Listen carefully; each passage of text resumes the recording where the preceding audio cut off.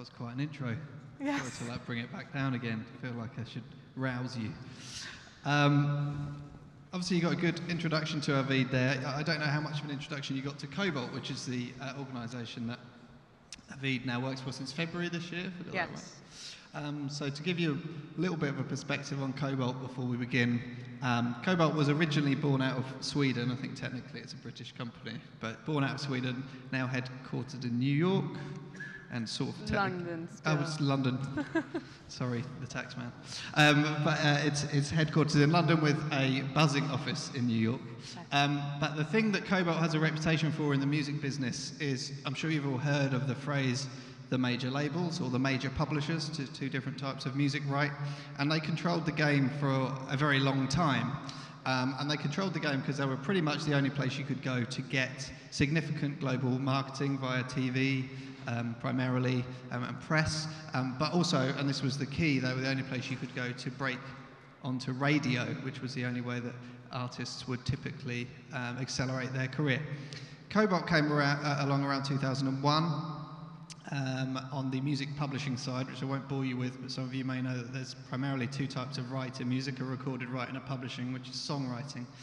And completely disrupted, and I'm sure that's a very overused word today, but completely disrupted that side of the industry with primarily with a technology platform that songwriters used and retained their own rights, didn't give them away, and would get paid, as Cobalt would say, faster and more transparently than they'd ever had before. And what's testament to the impact Cobalt has made is that the major publishers have completely accelerated and altered and transformed their systems as a result of this. That hasn't stopped a lot of the world's leading songwriters and independent music publishers moving to Cobalt. Getting to the point. In recent, over the sort of last year or 6 months or so, Cobalt has really started to go for the recorded music space, which I'm sure you all know very well, which is where you get recorded music artists. Avid works across both of these disciplines and more, but I just wanted to give you that background to let you know. Cobalt's been very successful. I think it has a hand in, if I've got this right, typically has a hand in 40 of the top 100 tracks in the UK or US in a given week. So Avid, why ultimately did you move from what we can broadly call technology or tech into the music space? So I moved really from tech investing to music tech, because Cobalt is the marriage of music and technology. And the reason I moved was I really fell in love with Cobalt, with the vision of transforming this industry and being the #1 partner to creators. And as you explained, really giving the power back to the singers and the songwriters to control their life, their rights, and give them 80% of the profit versus taking 80% away from them, which is what happens in the traditional music industry. And so it was really important for me to be part of an organization that had a true impact on the world, on the livelihood of people, in this case creators. And music is so important in all of our lives, in our memories, in our happiness, in our emotions. And it's also become strategic to some of the biggest players in technology and actually in the world. So that's how you see all the big tech companies, whether it's Google, whether it's Amazon or Facebook recently, that are coming into music, that are doing a lot more with music. If you think, if I'm not getting this wrong, music application was the #1 application on Alexa. Because that's what influences consumers. And so to be able to be a part of it and make that industry better for creators, enable them to get more of that share, was really important to me. And it's a massively fast-growing industry today. We're talking about an industry that's estimated to be somewhere between 30 to 45 billion in the next 5 to 10 years. Which is doubling in size. And so it's just extremely exciting to be part of that and to be part of the leading disruptor in this business. Just to give you a sense, Apple Music, Spotify, YouTube, we're talking about billion, soon some trillion-dollar companies, cannot launch their music service without Cobalt signing off. because they need the content licenses. And so content is playing now such an important role.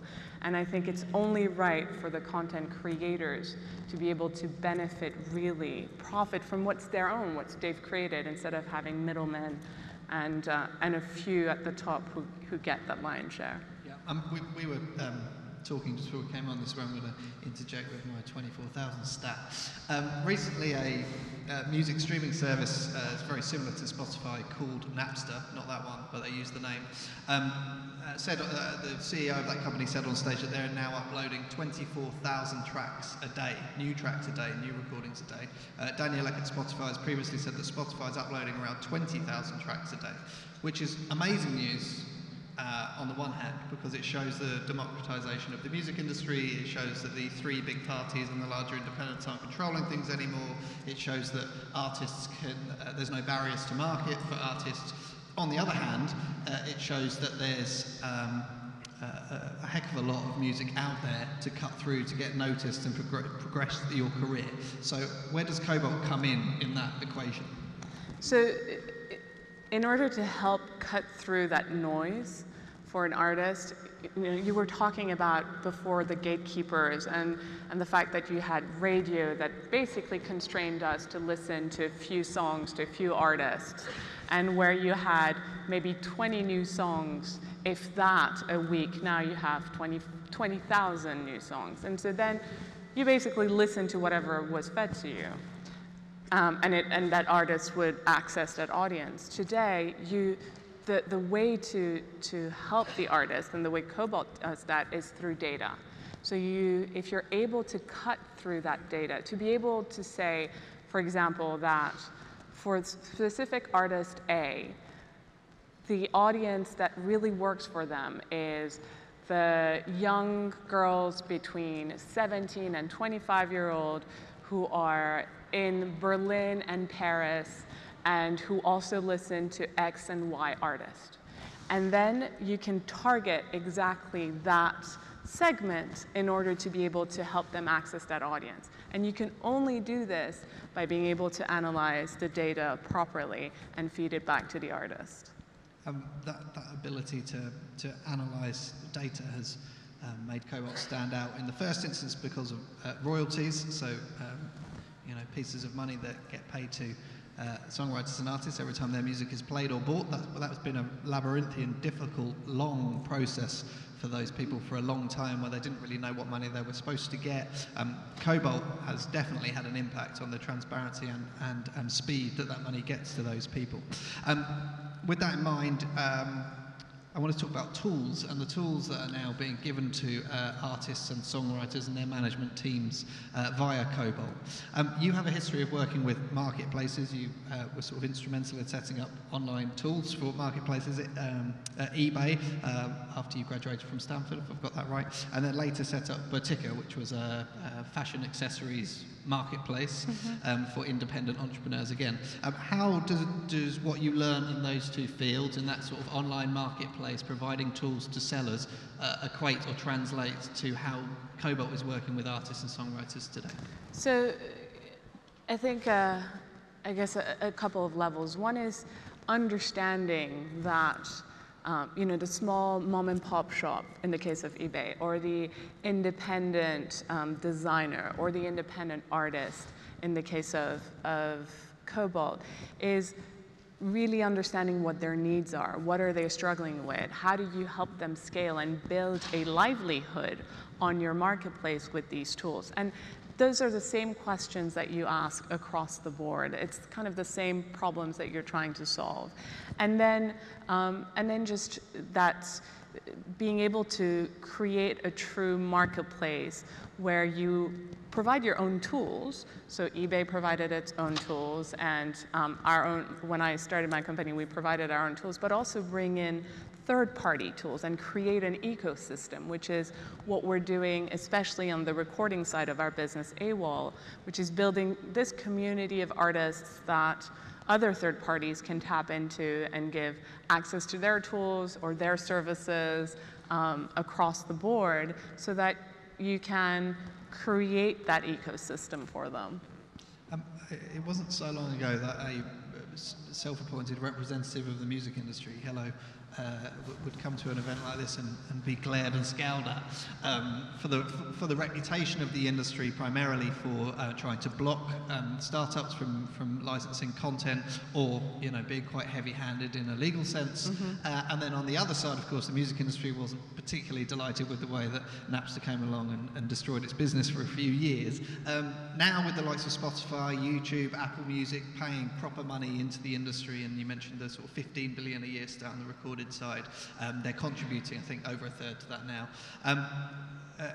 Do you feel that the tensions between the two sides have eased? Is the relationship getting better? I think the two sides know they can't live without each other anymore. I mean, streaming has in effect saved the music industry. It's given it a second life, which everyone is bullish about, the proliferation of mobile phones, which enables, again, access for consumers to music around the world, and that's connected cars and connected homes, again, more consumption as a result of that. So they now have to work hand in hand. So I think whether they like it, whether the old guard likes it or not, they just don't have a choice anymore. And I think there's a new guard, and there's a new guard in the new generation that has been brought up with technology, and you see that in the artists. There's a massive change in dynamic that's happened, where now the power has gone back in the hands of the artist, because they can release their songs on social media, they can be on the DSPs, whether again it's YouTube or Amazon or Spotify, and they can access their audiences and start controlling their own lives without having that radio gatekeeping that was there before. And they do that using technology, and they do that using these tools. And so artists themselves want more technology. They want companies that can provide them with the right tools and services to help them use technology and analyze the data and guide them. And so I think it's only going to go that way, and you're seeing more and more technologists coming into the music industry. It's such an exciting time for engineers, developers, for people from the tech industry to come into the music industry, because there are so many challenges that are exciting to solve, and you can see that. Are you still aware of some cultural differences between what we will call the music industry and broadly the tech industry? I mean, and how are they being bridged? So, the cultural differences, I guess there might be two sets. One is, when I stepped in the music industry, I was shocked by how complex and opaque it is. You ask one question and you think you're going to get an answer, and you have 10 questions that follow from that, because of the spider web of intermediaries that are there that want to keep that opacity, people skimming off the top everywhere. And there's very much entrenched interests to keep it this way, because people have filled their pockets. And so it's ripe for disruption. But there's a lot of complexity to unwind in order to make that happen. And the tech world is all about clarity and efficiency, and sort of getting rid of these intermediaries. And so that's part of the cultural difference. But again, they're coming together, and we see that at Cobalt. The other part is music is creative. It's a people's business. It's an aspirational industry, and you cannot forget, when you come from the tech industry, that you're not selling to a product. It's not a physical product you're holding. It's an artist. It's an artist's career, and what you're doing has far more impact than just selling products or normal services. And again, being able to marry those two sides together, I think makes a company like Cobalt so powerful. So yeah, I would say those are probably the two main ones that I saw when I entered the industry. I mean, you mentioned the intermediaries filling their pockets. I won't push you too hard on it, but I would say that Cobalt is a company that's trying to take a sledgehammer to a lot of those intermediaries and being quite successful at it. So maybe that's born in tech. Are you generally optimistic? I mean, you mentioned the numbers, and there's been some. You mentioned the reports. I know there's been sort of one from Goldman Sachs and one from GP Bullhound. I think that were very optimistic. A couple of others, Credit Suisse. Are you optimistic for what the future of recorded music will be and how that will pan out for, I guess, what we would call independent operators?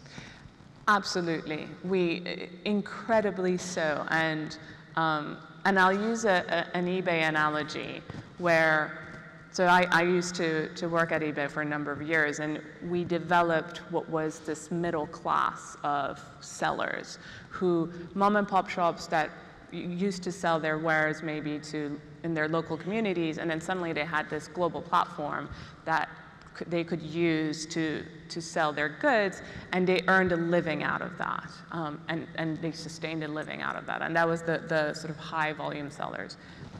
What we're seeing in the music industry is, because of the shift of power back to the artists, where they can access their audiences in a much faster way and independent way, again, because those gatekeepers are no longer there, and through social media. Because of music consumption also increasing so rapidly through the proliferation of mobile phones and new technologies, as I mentioned before, that combined with a new model that we're providing through AWOL, and I'm sure others will very soon, which is we give back 80% of the profits to the creators and keep 20% of it. This is literally flipping the economics around.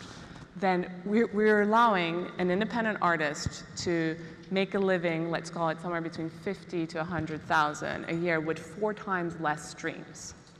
And that's massive. So we're seeing an industry that today, if you took a picture of the industry, it's about 3 million artists worldwide, about 2,000 superstars, sort of global stars, 5,000 middle-class artists. We're seeing that 5,000 turn into 100,000, if not more, because of these massive shifts that I talked about. So you're going to see, it's going to be fantastic for artists. It's going to be fantastic for consumers, because there'll be just more choice and more music that, you know, really appeals to each and every single one of us. And also, I guess, the old world music industry you talk about on that 80-20 flip, it was very much you're a superstar or nothing. So, you know, there was a lot of artists, and I'm sure some of you are fans of artists that have nearly made it and then been dropped and their career is gone. Well, I suppose, are you optimistic that when you talk about these 100,000, what you're really talking about is people earning enough to make a living doing what they love? It's as simple as who don't need to have a side job to do that. And of course, we'll still have the stars. You know, one of our stars that we launched through AWOL, through the system that we're talking about, is Lav, who's done over 1 billion streams. He maintains all his rights, and it's not just streams in terms of his music. He's on the radio. He's in the top, if I'm not mistaken, in the top 20 in the US. He's done tours with Ed Sheeran. So this is we're helping these artists across platforms to really gain notoriety, and we do that without owning these rights and with giving most of it back to them. With your both your sort of technology investment hat and your now fairly established music hat, what advice would you give to entrepreneurs in the room, both generally but also in terms of how they work with music and the importance of it? I mean, I'd say if you like music, there hasn't been a better time to enter the music industry from a technology standpoint. There's so much to do, so much to still disrupt, and it's doing such a great thing in terms of helping these artists. And the challenges around data, around new tools to help artists, around new operational efficiencies to enable organizations like us to even do a better job at a much more cost-effective way. It's tremendous. So I'd say you should look at Cobalt. we are looking not only to hire people, but to partner with great companies to help us on our mission. But just the industry as a whole needs more talent to make it move forward.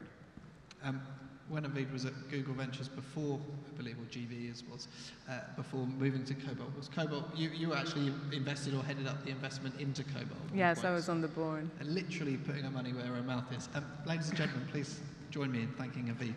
Thank you. Thank you.